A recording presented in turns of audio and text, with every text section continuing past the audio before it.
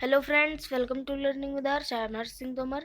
इस वीडियो में हम करने जा रहे हैं class 8th English supplementary chapter 1 how the camel got his hump के क्वेश्चन आंसर।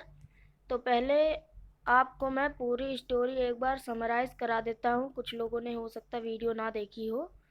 तो इसमें था कि एक जब तुरंत जब वर्ल्ड बनी थी, पूरी दुनिया बनी थी, तब एक कैमल था जो बिल्कुल काम नहीं करता था।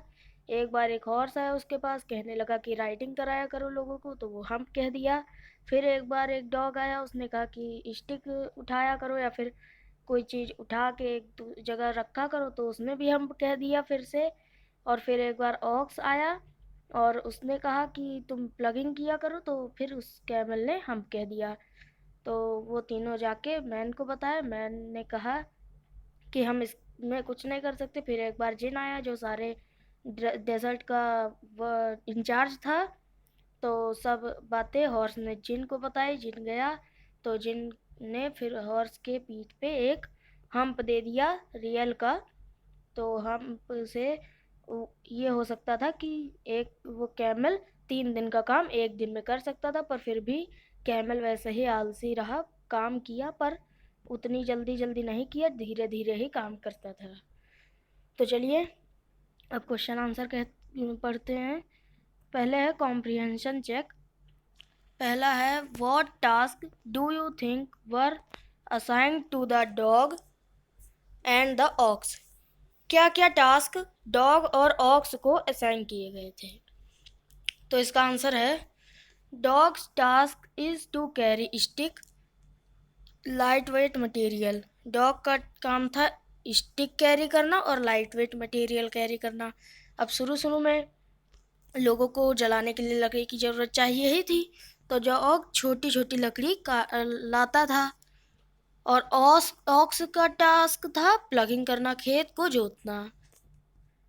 तो ये हो गया अपना क्वेश्चन। और अगला है why did the camel live in the middle of the dessert. Camel जो ऊँट था वो मिडिल ऑफ द डिजर्ट में क्यों रहता था। इसका आंसर है camel live in the middle of the desert and howling place because he did not want to work. Howling place एक ऐसी जगह होती है जहाँ पे कोई दूसरा ना हो, केवल वो अकेला हो। तो camel middle of the desert में और हॉलिंग प्लेस में इसलिए रहता था क्योंकि वो काम करना नहीं चाहता था। अब मिडिल में ही क्यों, क्योंकि वो मिडिल में वहाँ पे कोई और नहीं रहता था, इसीलिए उसे हॉलिंग प्लेस कही गई है। फिर थर्ड क्वेश्चन है what made the dog horse and ox very angry. किस वजह से डॉग, हॉर्स और ऑक्स गुस्सा हो गए। आंसर है dog, horse and ox are very angry because they had to do double work by the idleness of camel.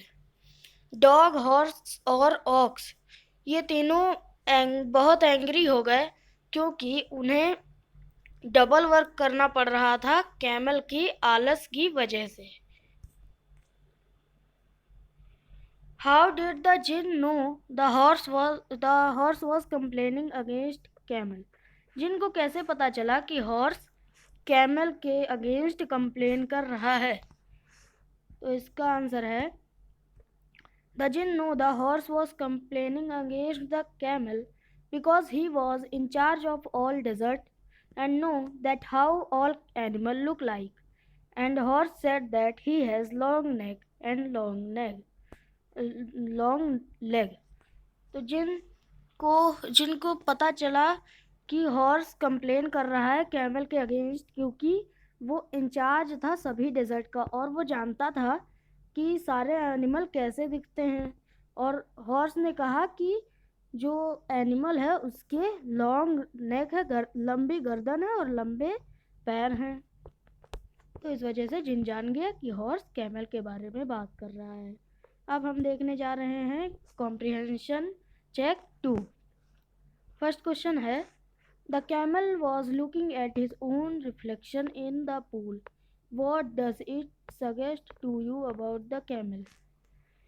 तो camel अपना रिफ्लेक्शन पूल में देख रहा था, तो इससे क्या सजेस्ट करते हैं, आपको क्या लगता है कैमल कैसा था। तो when जिन से something to camel, still he has looking his reflection in pool. They suggest that camel don't pay attention to the other. तो जब जिन ने कुछ कहा कैमल से, तब भी कैमल ने उसकी बात को इग्नोर कर दिया और वो अपना रिफ्लेक्शन पूल में देखता रहा। तो ये सजेस्ट करता है कि कैमल दूसरों की बातों पे अटेंशन नहीं देता था, ध्यान नहीं देता था, इग्नोर कर देता था। The camel said hump repeatedly. How did it affect him? Camel हमेशा हर बात पे हम कह देता था और कुछ बोलता ही नहीं था, तो हम कहते कहते उसको ये कैसे अफेक्ट हुआ? The camel said hump repeatedly. Soon after he got hump on his back. तो कैमल हम रिपीटेडली कहता था और जल्द ही बाद में उसको एक हम्प मिल गया उसकी पीठ पे।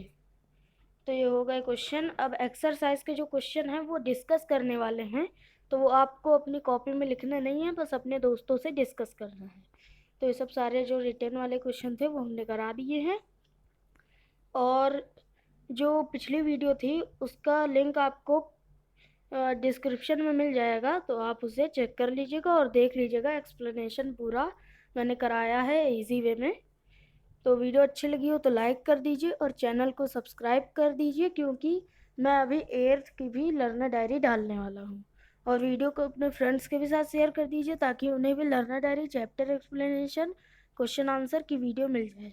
मिलते हैं नेक्स्ट वीडियो में, तब तक के लिए थैंक यू।